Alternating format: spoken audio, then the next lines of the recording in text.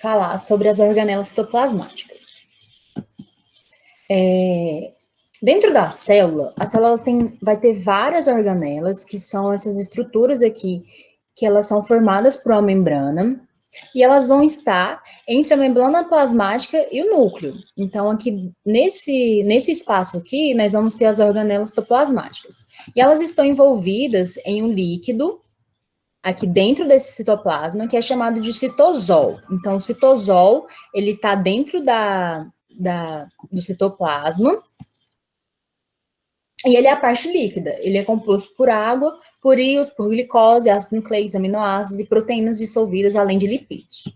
Então, entre a membrana plasmática e dentro do citoplasma, eu vou ter um líquido onde vão estar envolvidas todas essas organelas. O núcleo, o retículo endoplasmático, o complexo de Golgi, o centríolo, a mitocôndria, a membrana plasmática, os microtúbulos, lisossomo e os ribossomos. E aqui nós já podemos ver que é uma célula animal, porque ela não vai ter parede celular, e ela aqui também não tem cloroplasto. Então, vamos falar sobre os ribossomos. Qual que é a função dos ribossomos na célula? Então, nós vimos anteriormente, na aula de ácidos nucleicos e na aula sobre proteínas, que toda proteína, para ser formada no nosso corpo, ela precisa ser sintetizada, ela precisa ser formada. E quem vai formar essa proteína vai ser lá nos ribossomos, quando passar o RNA mensageiro, que ele vai ler essa mensagem de 3 em 3, que é o códon, e vai ler toda essa informação aqui em aminoácidos. E os ribossomos, eles são formados por uma subunidade maior e uma subunidade menor. Então, ele vai fazer proteínas e os anticorpos, que são tão falados hoje em dia, esses anticorpos, eles vêm quando você tem contato com o antígeno, e aí seu corpo, ele passa a se defender desses organismos invasores, produzindo anticorpos. Na célula também, nós vamos ter o retículo endoplasmático rugoso. Então, ele tem duas partes. Então, ele vai ter aqui uma parte envolvida por ribossomos, que é o rugoso, e uma parte lisa.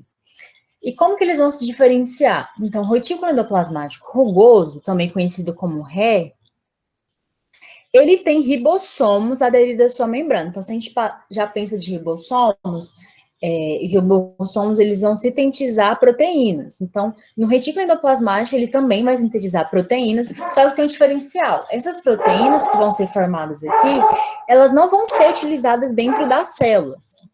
Elas vão ser utilizadas fora da célula. Por exemplo, lá no estômago, através de enzimas para degradar o alimento, para que a gente consiga absorver os nutrientes.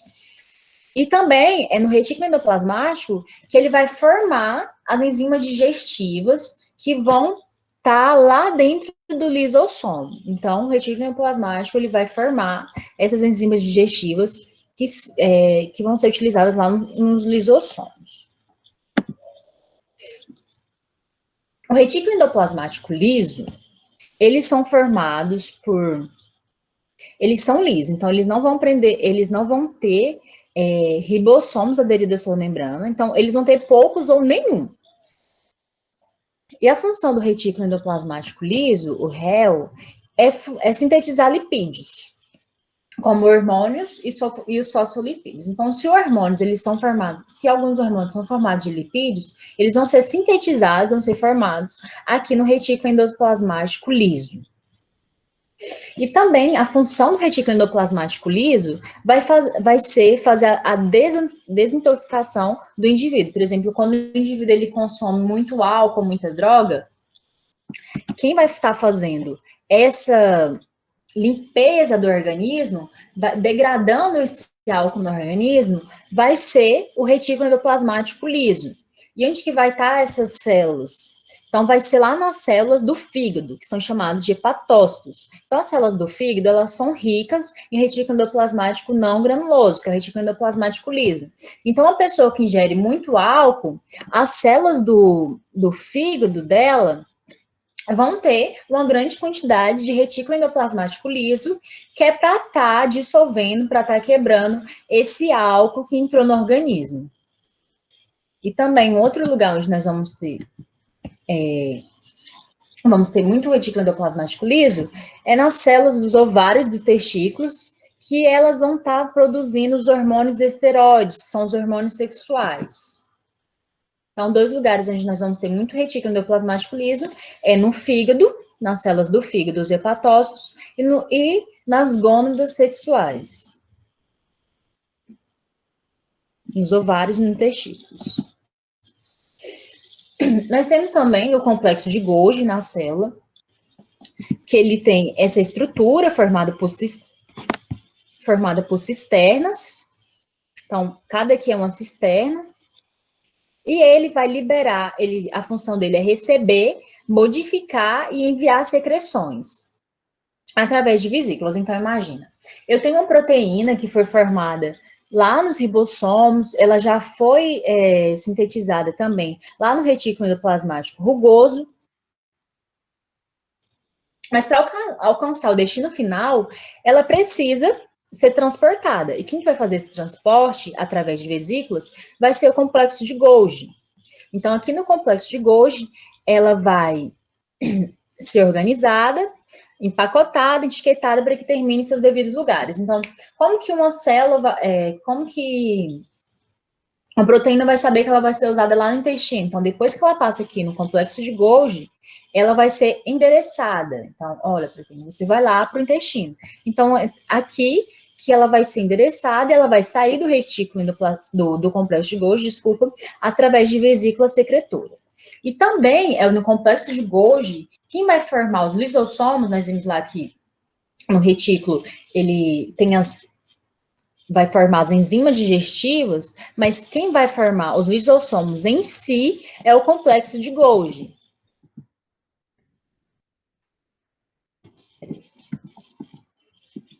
Então, o complexo de Golgi, ele forma os lisossomos.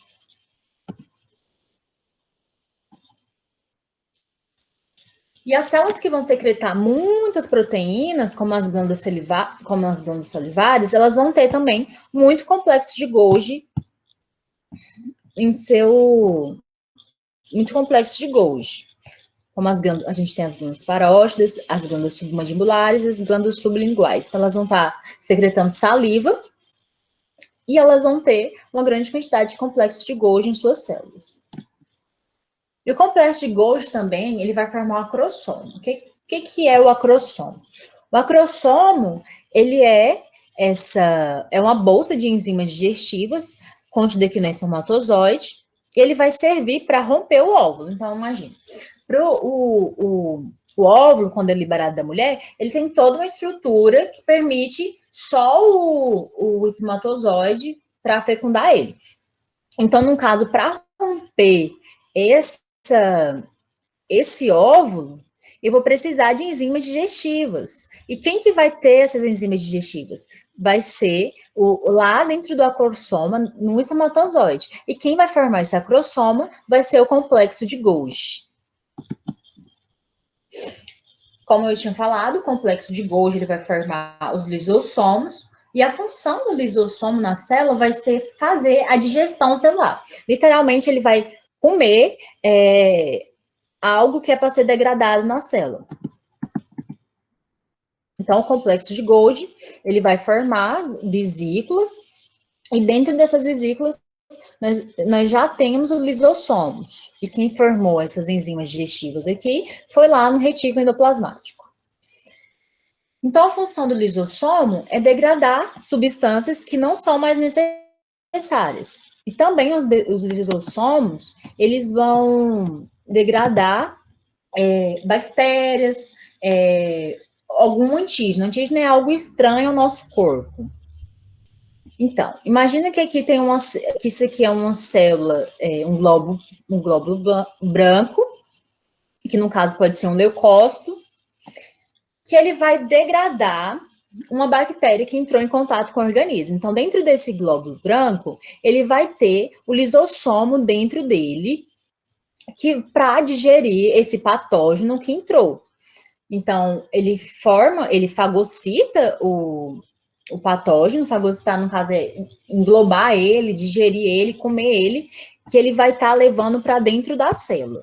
E dentro dessa célula, eu formo um vesículo aqui, que vai ser levado lá para o lisossomo, que através das enzimas digestivas vai ser degradado e esse patógeno ele vai ser quebrado e liberado no meio extracelular. E também, alguns autores consideram que o núcleo também é uma organela. Por que ele vai ser uma organela? Porque para ser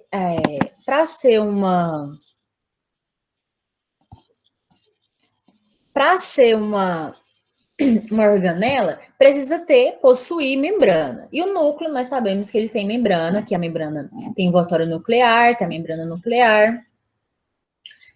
O núcleo também ele está aqui perto do retículo endoplasmático. Então, o núcleo também, ele é uma organela. E qual que é a função do núcleo? O núcleo, ele vai ser, além dele armazenar aqui o DNA, ou também pode armazenar o RNA, ele é o centro de controle da célula. Então, como que uma célula lá do cérebro sabe que não é para ela sintetizar cabelo? Quem que vai controlar isso? É o núcleo aqui. Então, lá no nosso cérebro, ele vai ter vários genes, e os genes de cabelo, para a formação de cabelo, vão estar desativados lá no cérebro. E quem que vai fazer esse controle é o núcleo. E o peroxissomo, a função alguns autores, eles antigamente até confundiam o peroxissomo com o lisossomo, porque eles têm mais ou menos a mesma função, que é de degradar, de quebrar, de tirar o que não é bom da célula, por exemplo, gorduras, e ele vai quebrar o H2O2, que é a água oxigenada. Então, a função dele é quebrar essa água oxigenada, que é produto de algumas reações que acontecem no organismo. E eles também têm enzimas, o peroxissomo tem enzimas que vai degradar gorduras e aminoácidos. Então, dentro desse peroxissomo aqui, eu vou ter enzimas e catalase para estar degradando essa água oxigenada. Já, qual que é a função? Também temos a mitocôndria dentro de nossas células, isso falando das células animais. E das células animais, células eucariotas, porque são somente as células eucariotas que vão ter organelas citoplasmáticas. A função da mitocôndria é realizar a respiração celular. Então, a mitocôndria ela vai produzir o ATP, que é a adenosina trifosfato, e é essa molécula de ATP que vai estar fornecendo e armazenando energia na célula. Então, nós adquirimos energia através dos alimentos, que nós vimos nas aulas anteriores, que nós precisamos ingerir cálcio, precisamos ingerir alimentos que contenham os minerais, e esses minerais eles vão ser degradados e servir de energia para o nosso corpo. Mas também nós vamos ter, e nós utilizamos o oxigênio para respirar. E a célula também, ela vai fazer a respiração celular dela e ela vai produzir o ATP, que vai ser a energia da célula. Então, qual que é a energia da célula? Como que a célula adquire energia? Através da respiração celular lá nas mitocôndrias. Que nisso, depois que elas fazem a respiração celular, elas vão formar um ATP, que é a adenosina trifosfato. Como que é a estrutura da mitocôndria? Então, a mitocôndria ela vai ter uma membrana externa, e ela também vai ter uma membrana interna, então ela vai ter duas membranas. Lembra que lá na teoria da endossimbiose, uma comprovação de que as mitocôndrias elas foram englobadas, que elas são bactérias também, é que elas têm duas membranas, e isso corresponde falando que elas foram englobadas, então tem uma membrana interna, uma membrana externa, e elas também têm DNA mitocondrial. E se eu falo que elas vão produzir energia, elas precisam de sintetizar também. Então, aqui, dentro dessa matriz, eu vou ter os ribossomos. E temos a crista mitocondrial. Então, ela tem essa configuração de cobrinha aqui, que é a crista mitocondrial.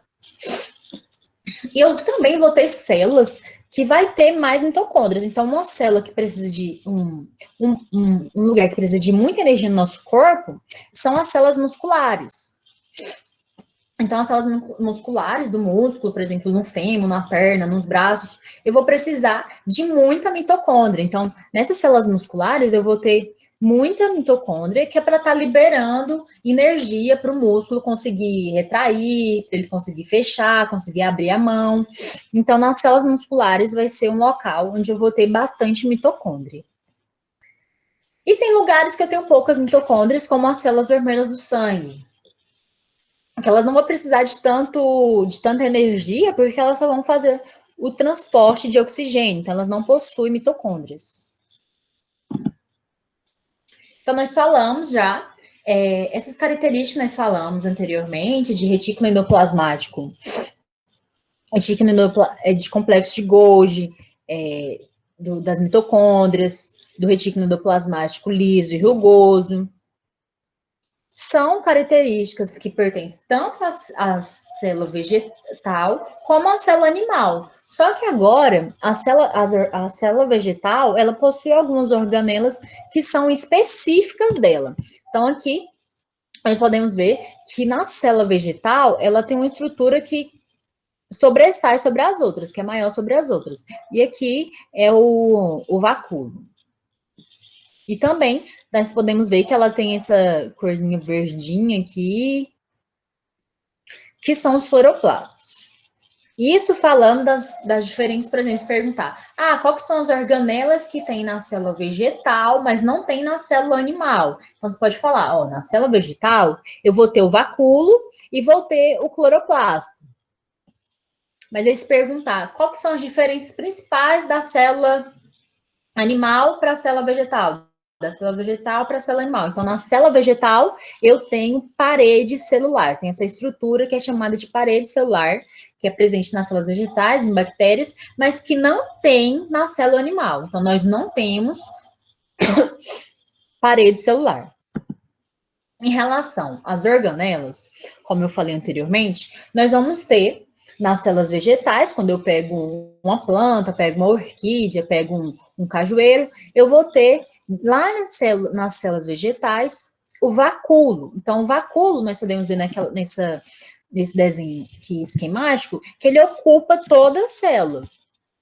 Então, aqui a gente não consegue ver outras coisas, porque o vacúolo, ele está ocupando todo esse espaço da célula, e ele desloca o núcleo lá para a periferia, lá para o cantinho. E qual que vai ser a função do vacúolo? Então, o vacúolo, ele vai armazenar substâncias. Que substâncias são essas? Água, moléculas orgânicas e substâncias residuais. Então, se essa planta ela está num lugar que tem bastante chumbo, e chumbo é prejudicial para a planta e também para nós, então essa célula vegetal, o vacúolo vai estar cheio dessa substância residual, por exemplo, do chumbo. Como eu falei, a célula vegetal, então, que já é uma célula adulta, porque ela tem um único vacúolo central, ele vai ocupar todo esse espaço aqui e vai deslocar o núcleo lá para a periferia. E a função do vacúolo também vai ser fazer o equilíbrio osmótico. Então, a gente lembra que osmótico, sempre que falar osmótico, osmose, a gente vai associar a água. Então, o equilíbrio osmótico, ele vai fazer esse controle de água aqui dentro da célula. Então, se uma célula está cheia de água, então ele vai pegar essa água e deixar nesse vacúolo. Agora, se a célula está precisando de água, ele libera essa água no vacúolo. Ele libera essa água no espaço das células aqui. E também nós já podemos, quando a gente olha uma célula vegetal, a gente vê que ela é verde, que não usou nenhum corante, porque quando a gente vai faz um corte, coloca na lâmina para observar a estrutura no microscópio, tem estruturas que a gente vai ter que corar, colocar algum pigmento lá para estar conseguindo ver essas estruturas. Mas no caso aqui, a célula, quando a gente pega essa célula aqui, cada uma aqui é uma célula, a gente observa que ela é verde. E por que ela vai ser verde? Porque aqui, essa estrutura verde que eu estou vendo é o cloroplasto. é o cloroplasto. E qual que é a função do cloroplasto na planta? Então, sempre associar o cloroplasto à fotossíntese. Então, lá na membrana do disco tilacoide, que é a estrutura do cloroplasto, contém clorofila, e é o pigmento que vai dar a cor verde às plantas. Então, se eu penso que o cloroplasto, que a função do cloroplasto é fazer fotossíntese, aonde que eu vou encontrar os cloroplastos em maior quantidade na planta? Então, quem que vai absorver essa energia luminosa vai ser lá nas folhas. Então, a fotossíntese vai acontecer lá nas folhas. Então, nas folhas vai ser onde eu vou ter maior quantidade de cloroplastos para estar realizando a fotossíntese. E qual que é a função, qual que é a estrutura desse cloroplasto? Então, o cloroplasto ele é formado por tilacoides, que são essas moedinhas aqui, parecem moedinhas, e eu também tenho uma membrana dentro do cloroplasto, uma membrana aqui externa. E quando eu tenho conjunto de tilacoides, então eu tenho vários tilacoides juntos, eu tenho um grano. Então, o cloroplasto ele é formado, dentro dele a estrutura, eu tenho um tilacoide, tenho um estroma, que é o espaço intracelular aqui dentro dele, e tenho duas membranas, tem uma membrana externa e tem uma membrana interna. Então, os cloroplastos, eles vão estar em maior quantidade lá nas folhas. Então, quando eu pego uma folha, faço um corte nela, na epiderme dela, fecho a folha e levo para o microscópio, eu vou conseguir ver essa estrutura aqui, verde. Não consigo ver esse desenho esquemático assim todo bonitinho. Só se você utilizar um microscópio assim de alta geração. Então, e lá nessas células, lá nessa folha, eu tenho células, e dentro dessas células eu vou ter esses cloroplastos organizados em grana. Aqui, porque grana? Porque é um conjunto de tilacoides. Então, aqui, uma célula do mesófilo, uma célula lá da folha. Eu vou ter o citoplasma, vou ter uma parede celular, e vou ter vários cloroplastos, e aqui ó, a gente pode ver que é o vacúolo, que está ocupando o maior espaço na célula, e o núcleo lá para a periferia.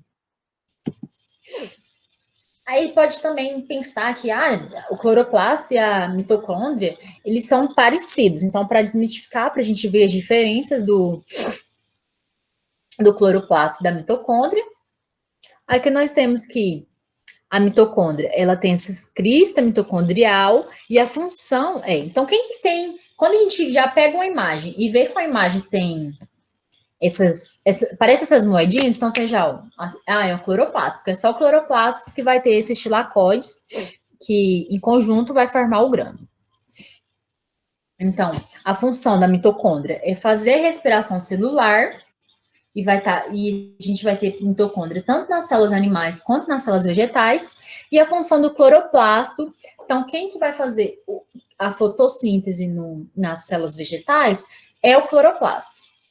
Então, a função do cloroplasto, fotossíntese, e a função da mitocôndria, respiração celular. A mitocôndria, ela vai gerar um ATP, que é a adenosina trifosfato, e ela tem essas cristas mitocondrial, e o cloroplasto possui essas moedinhas, que são chamadas de tilacoide, que em conjunto formam o grano.